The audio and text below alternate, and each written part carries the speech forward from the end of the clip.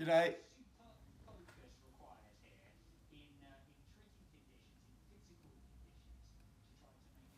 Right, the FIA has done me a favour and they've delayed the start of F2 qualifying until 16:04. So I'm going to go and try and find my microphone so the audio is slightly better.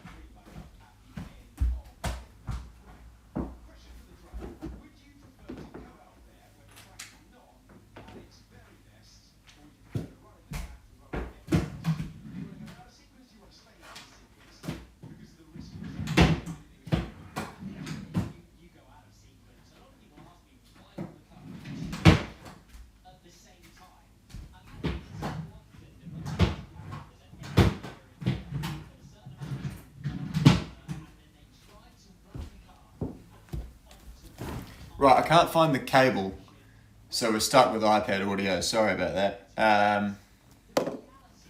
Hot day here in the UK. Hot day in Budapest, as I understand it. Seen all sorts of videos of Jackie Moon with ice all over him, looking hot.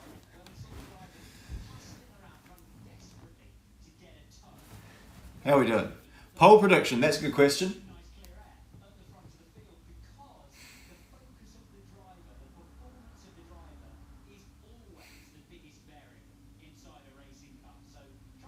Antonelli, because engine doesn't really matter that much at this track, and I've heard some things recently which are very interesting. Yeah, just me today. Sorry about that. Clem couldn't make it, and someone rings my fucking phone. If my phone rings one more fucking time again today, I swear to God. Give me a minute.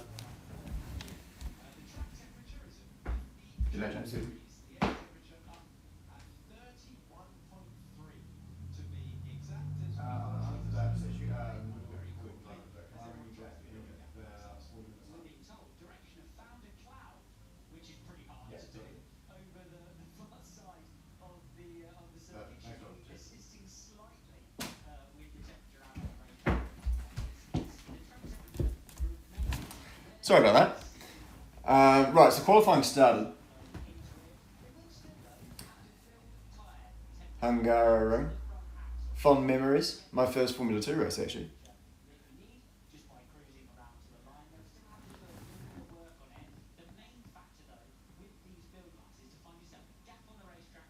Did Marcus and Clem ever go to the water park? No, not as I understand it. So we see Gabby Bortoletto rolling out of his box with a brand new set of soft tyres. Just need to make a note to bring that person back. Because the week's not done. The week's not done. It's 3 o'clock on a Friday and the week's not done. Right. Just let me scratch that. There we go.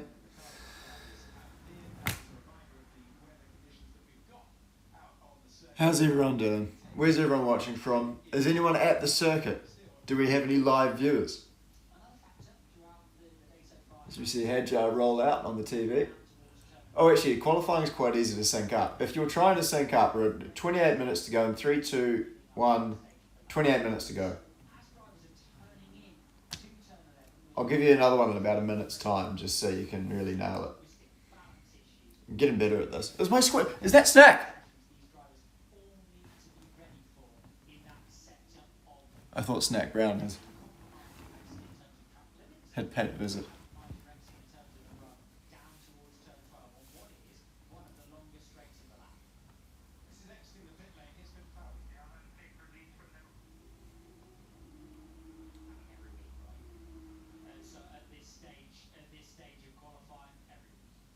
Righto.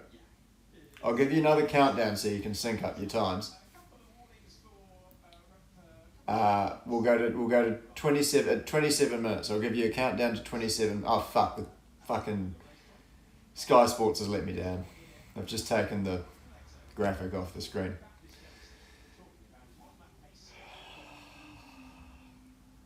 It's been a day over here.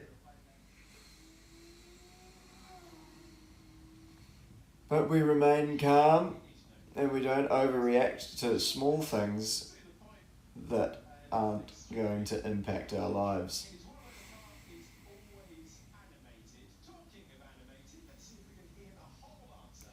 Gabby Bortoletto goes through the DHL section, now into the MSC Cruises section.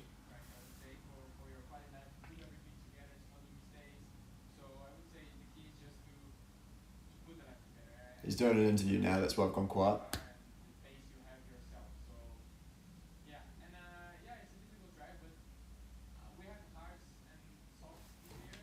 He's a very romantic speaker, Gabby Bortoletto. You really get a lot of emotion out of him with every interview, which you love to see. Pours his heart out. And I rate the centre lid with that yellow car as well, how he's just kept running that. It looks bloody grouse.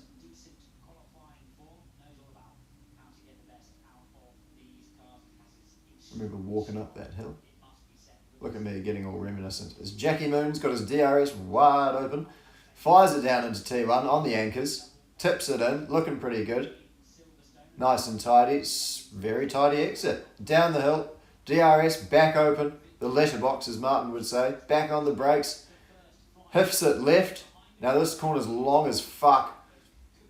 Then bang, quick direction change, down the hill, and then you're going back up through the AWS section, as I'm going to refer to it as, and then over the crest, hiff it left, stay within the track limits, tucks it in, back around, this goes down and then back up the hill towards the chicane now, again looking out for the track limits, keeping it quite narrow there, Jackie Moon, as he pumps on the brakes once more, down and through the chicane, right, left, neat on the exit, keeps in track limits once more, now it's into the fast section, left, now another quick right, this is where you've really got to manage the tyre temperatures in those Pirellis, just get a little bit of a breather here. Now he's into another one. Left. And another. Flicks it back. Here's Jackie Moon. He's on a flyer. 1 minute and 5 into the lap. Now as he comes through the second sector, it's purple. On the brakes now as he comes into the last. Tips it in right. A little bit of a squirrel under the brakes, but that's okay. Keeps it in once more. Into the penultimate corner now. He rounds it.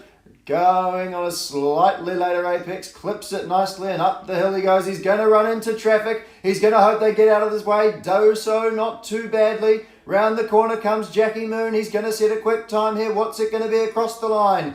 Jack Crawford to P1 with a purple final sector. There was a lot of qualifying. There was a lot of commentary energy going into a lap that probably won't really matter for much at the end of this session.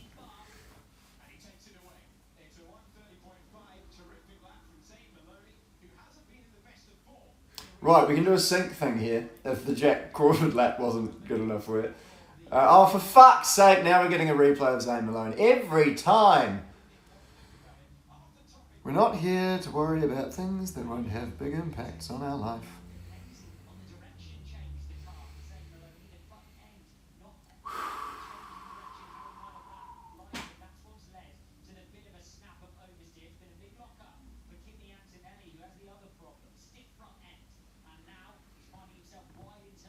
Antonelli's got a wide on at turn 1.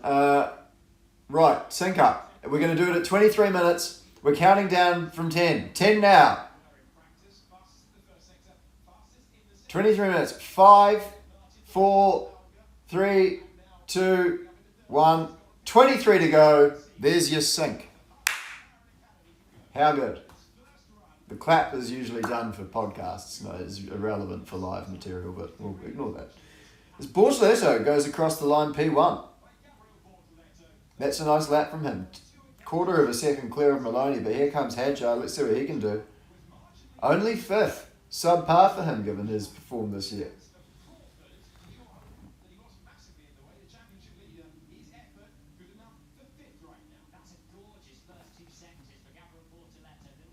Oh shit, I need to post the link, don't I? Fuck. It's probably too late. Can somebody just tell a friend?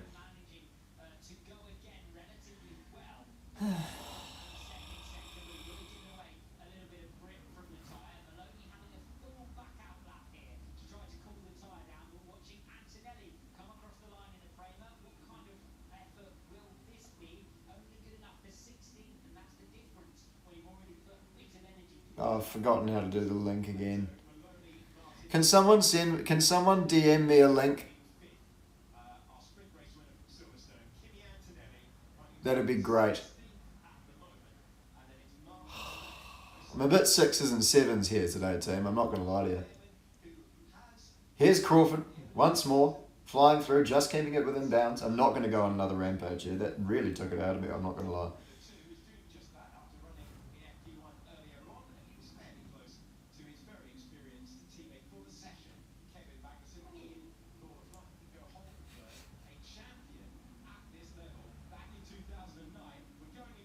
Guessing it's been a long week. It's been a long fucking year, to be honest. Right, everyone's kind of cooling down, keeping the tyres cool. Here comes Jackie Moon on another flyer. He seems to be sort of somewhat off sequence. Thank you, Sabine. Thank you very much. I've got the link. I can do my job. I need an assistant.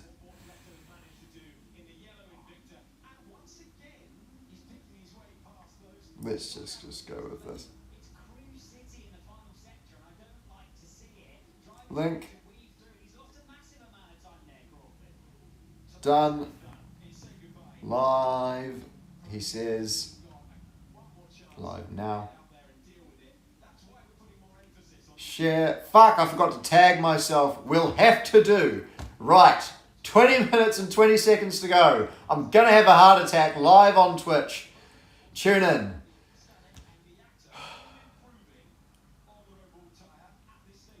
Still Bortoletto at the top. 2.5 tenths clear. Dirksen running in the off sequence. Has a bit of a snap through the end of the second sector there.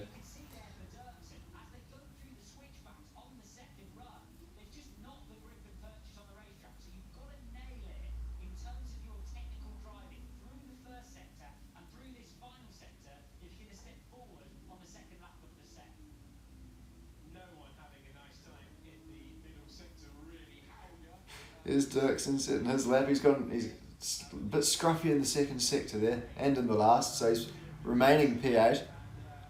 Here's Enzo. What can he do? Is his birthday this weekend? I made that up. I completely pulled that out of my ass. Well, if it is, or if it isn't, happy birthday to Enzo Fittipaldi, whenever that may be.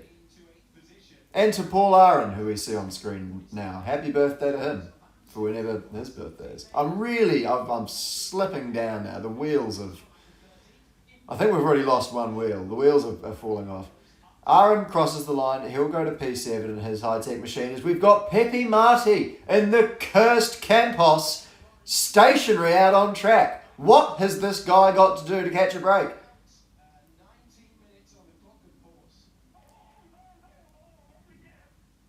Once again, he cries on the radio, and absolutely, he's quite right to. Why? Why is it always him? Oh, he must be asking himself the same question. It's got to be a conspiracy. But why? Oh.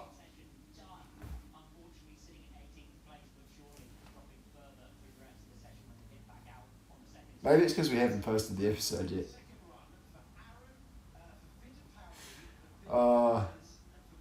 I'm just looking for a reaction.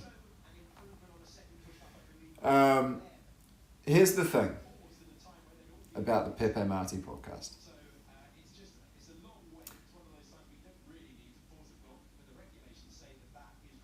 Frankie wasn't there that weekend.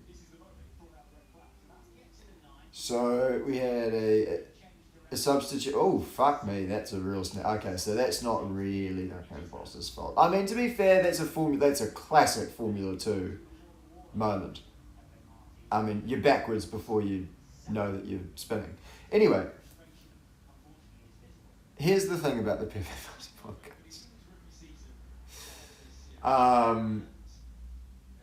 Frankie wasn't there that weekend, so we had a stand-in videographer who was, for lack of a better word, absolutely fucking terrible. And he didn't turn one of our microphones on for the podcast, so the audio quality is super punishing. Like, it's real bad. And so we're kind of on the fence, and we're like, do we just aim to reshoot this? and we'll try and turn all the microphones on? Or do we just hiff it out? Content's content. There'll be some mean comments about how shit our production quality is, but so be it. So maybe we'll put it to a vote. Actually, that's a good idea. Here we go. Well, where are the other fucking two to make the other decisions for me? Marcus, Clem, what do you think about this business decision I'm about to make? Yeah, no, excellent. Green light, fantastic. We'll put it to a vote. So I believe there's a Screaming Meals Discord. Sabine, can you post some details in the chat, please? Sabine, would you like to be my PA? And let's host some kind of vote there vis-a-vis the Pepe Marty podcast. That's a good solution. I feel like that's a fair... I've just broked. That's what broking is.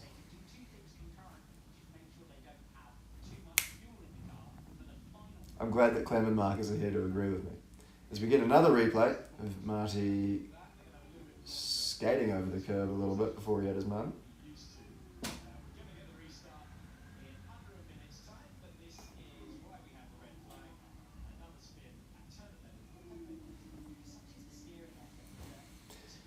Oh dear. Well, I hope you've all had a good week. Oh, fuck. I think I'm getting sick. Just haven't had a day off for... Let's not think about that. Red flag out here at the Hungary, and they have stopped the clock. It doesn't keep marching on, so that's quite good, I suppose, for some people. Might make for a slightly more exciting end to it. I don't know. I've probably spoken too soon there, because 19 minutes is more than enough time to get out there and settle out. It's only a short track. Has anyone got any interesting questions for me in the chat that I can answer for you now? Now's the time.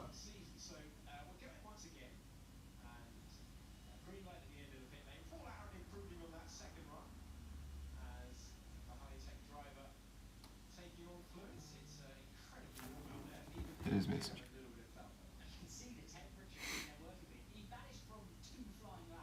Thank you for the link. Excellent work. When is Screaming Meals coming back to New Zealand? Absolutely no idea. Not sure they'll let me back. Thoughts on K-Mag leaving? It was always going to happen. What happened to David Maluka? What happened to the David Malukas episode? What favourite flavour of crisps? Salt and vinegar. Christian Mansell on the pod. I would love to get Christian Mansell on the pod, actually. It's very hard to line these things up, because actually getting, as you can see, Clem and Marcus on the pod is a challenge in its own. So, yeah, that'd be cool. Marcus is going to come to London soon in his little break, and we'll shoot some shit. But, yeah, no, good on old bloody Christian, doing a great job this year. Kia kaha, what a backbone.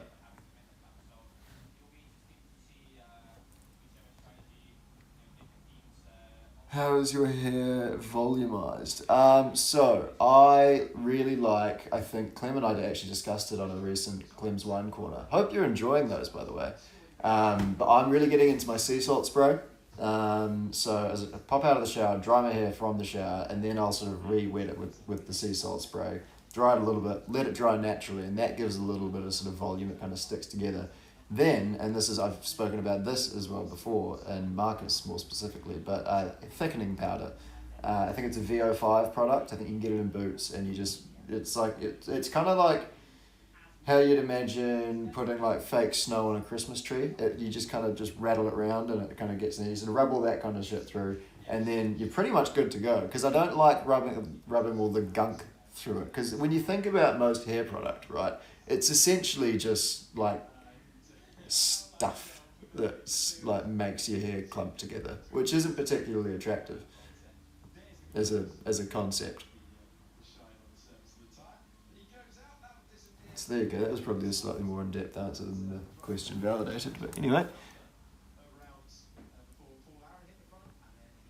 And I hope you're all enjoying the crisis control on Clem's Wine Corner as opposed to the news stories, because I thought that was just slightly more original. I don't know. Maybe also self-conscious about my hair now.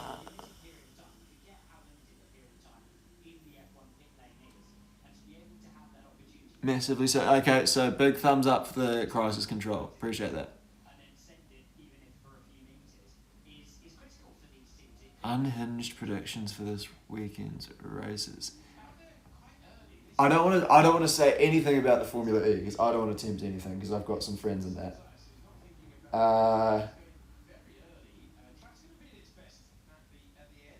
Formula 2, Hauger win.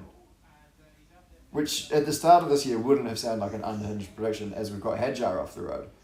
Recovers quite quickly though, so no need to fret down at Handboss twice.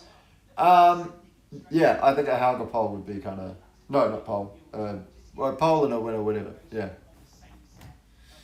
That'd be good for old Patrick Swayze. Snack there.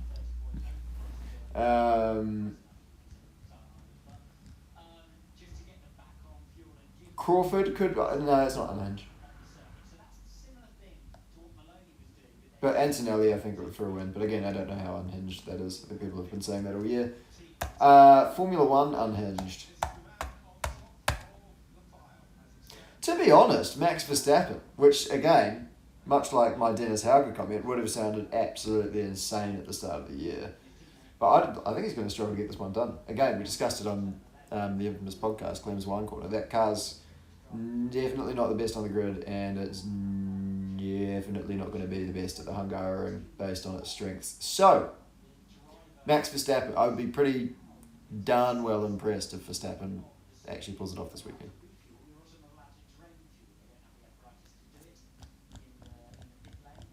Any other questions? As they're just building temperature in their tyres.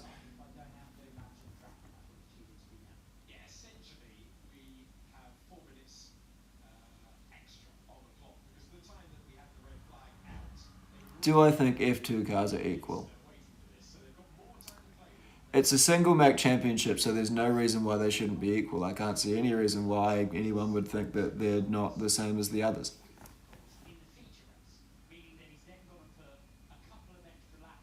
F3 predictions. Absolutely no idea. Toronto predictions.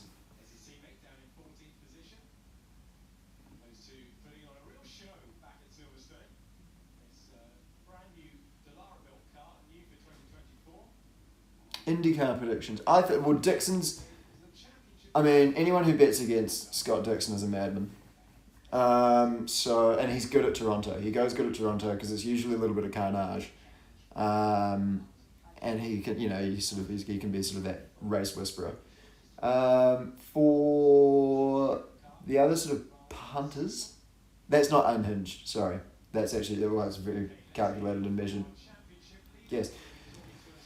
Unhinged IndyCar winner. I think didn't Lundgaard win there last year or something?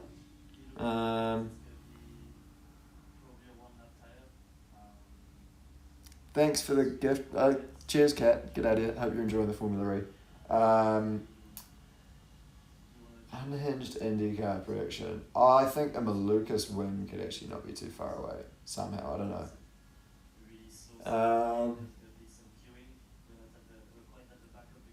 I'd like if we won. I think Grosjean's going to crash. That's not unhinged. Yeah.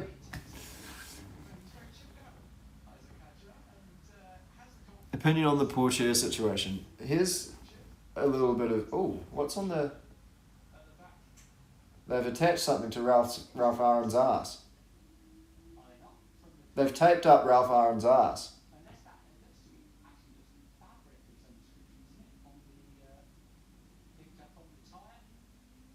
Right, Ralph Aaron's got boob tape on his ass for some reason as he heads out the box, but I think it's going to wind itself free. There it goes. Right. Sorry, Paul Aaron. It's easy. It's a fucking... You're right. Okay, I get it. He still had boob tape on his tie. Anyway. What was I talking about? IndyCar predictions. Oh, anyway, they're all sort of rolling out now. I'll switch back over to the Formula 2. But yeah.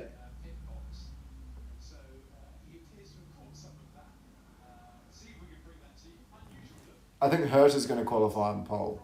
by like quite a margin and then find a way to not convert it into a race win. That would be a fairly signature move from him on a street course. Oh, the Teo situation. That's what I was about to say before Ralph/Paul Aron ended up with boob tape on his ass. Here's some insight from inside the sort of gossip sphere of, well, at least my world. I wouldn't claim to be sort of on the inner circle. No one knows what the fuck that's about. Everyone in the industry is as confused. Everyone who, unless you're Teo Porcher, who still himself might be quite confused, unless you're actively involved in the situation, everyone in the industry has absolutely no idea what that was all about. So, you know as much as we do, as the inside scoop on the Porcher situation.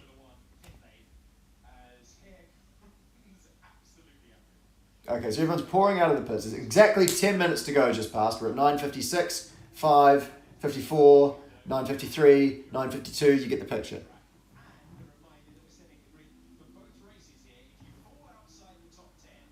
So we ride on board with Maloney. He's got his nose really far up the arse of Enzo Fittipaldi, I believe it is. Or could it be Villa Gomez?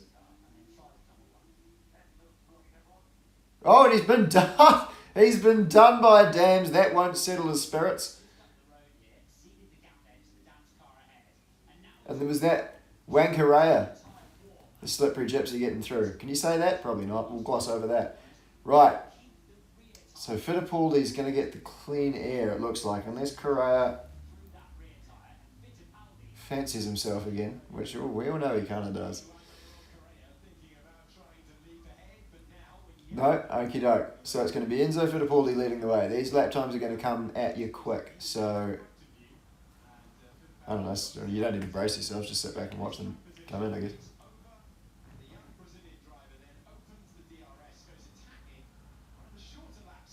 Here we go. Flushes through. On the brakes, tips it in.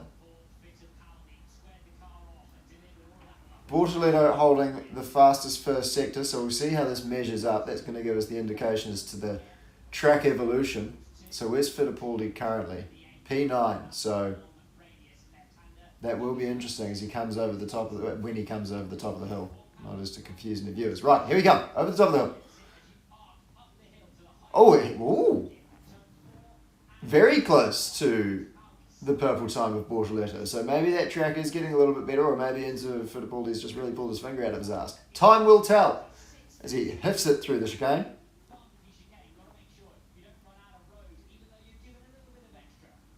Flies through into the quick bit. There we go.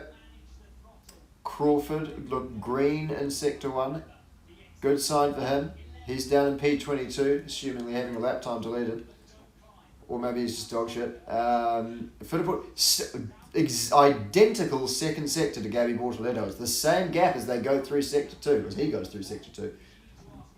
Crawford's P nowhere. He's the second off the pace. He's fucked it. Right, back to Fittipaldi.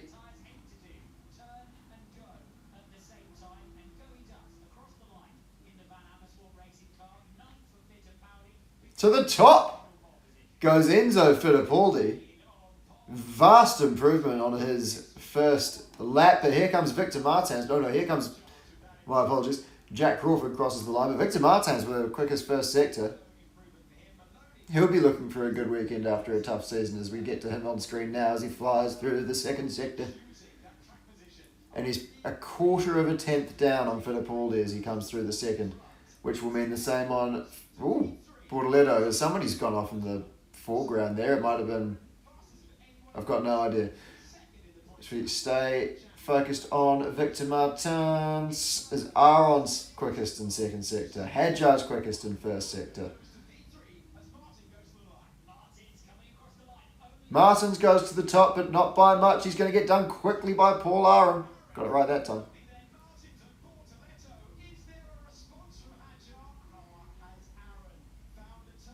And here's Hadjar. He's going to be feeling pesty. That was a better pun than I intended to, actually. Looks a little bit twitchy on the entry to the final quarter there. He might have taken a bit out of these tyres. Goes to third. Only third, 2/10 off the pole time of Paul Aaron. Bortoleto improves to P4. Still 6 minutes to go in this one. As we get an exciting little flutter there of quick lap times from these Formula 2 drivers. A lot of support for Paul in the chat. We'd like to see that. And that was it for Colapinto. Again, I like this move. And I don't say this often. You know I don't say this often. I like this move from the FIA. Of these just little sort of gravel sand pits on the exit of the curbs where they used to get all sensitive about track limits. It's brilliant.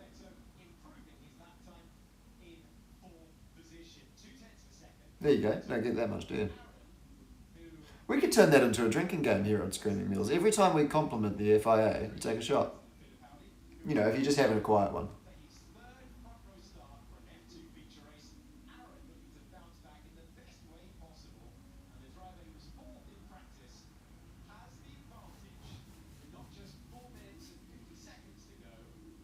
Yeah, imagine if you did like every time Ferrari did something wrong and every time the FIA did something right. That'd be a good evening. Measured, you know, it wouldn't be crazy, but.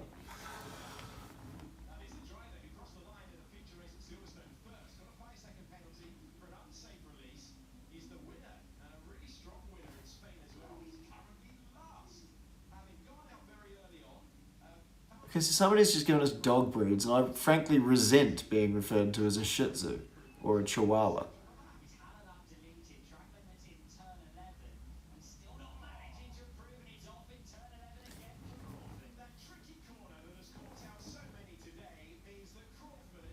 I've been told that I have golden retriever energy,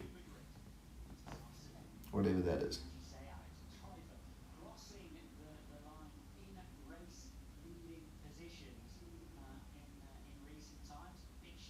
Don't feel much like a golden retriever today.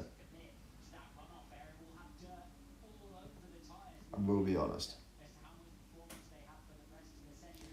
O'Sullivan's on a lap.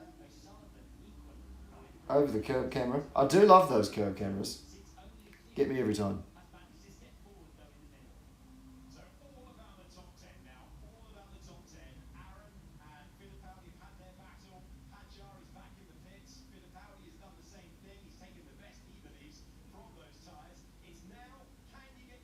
Yeah, there's a lot of people taking offence to the feedback that I've been handed down. All right. Fastest sector 2 for Aaron again. That's good news for him, the pole man, or the provisional pole man, I should say. Here's Hauger. Where's he going to go? Currently P6, stays there.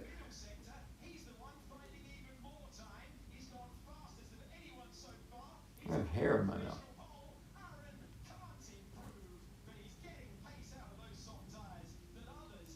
He's not improved. Sorry, I've missed that one. Hair in my mouth. Bortoleto, currently P4, doesn't look to be improving out there with 2 minutes and 25 on the clock. Nah, he's going to bail out on the lap and go into the pit lane. So that might do it, folks. It could be Paul Aaron on pole.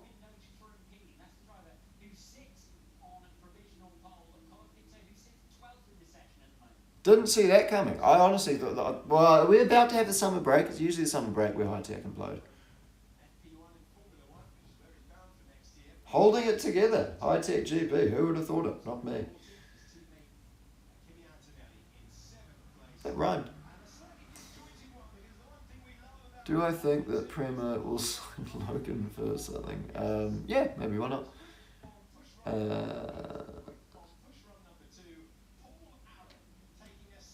Somebody's recently made an embroidery piece? Excellent. 2 favs being dead last being caught. Yeah, fair. Yeah, it's a popular back row. Actually, I'll run you through the times. That's what a commentator might do. We're actually, to be fair, this thing's not done. There's actually still a full minute and 10 seconds, but everyone looks kind of done.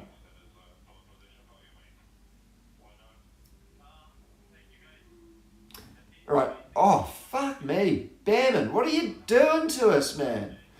Right, okay, so it's Aaron at the top. Fittipaldi with a stunner to P2 in that VAR car. Hadjard's going to line up P3, Bortoletto your top 4. Then we're into Martins, better performance from him. Then we've got Patrick Swayze in P6. 7th goes to Antonelli, and then P8 Maloney as we switch to a replay of Paul Aaron doing a slow motion. So we're going to stall at P8, and then I will take you through the rest of the field.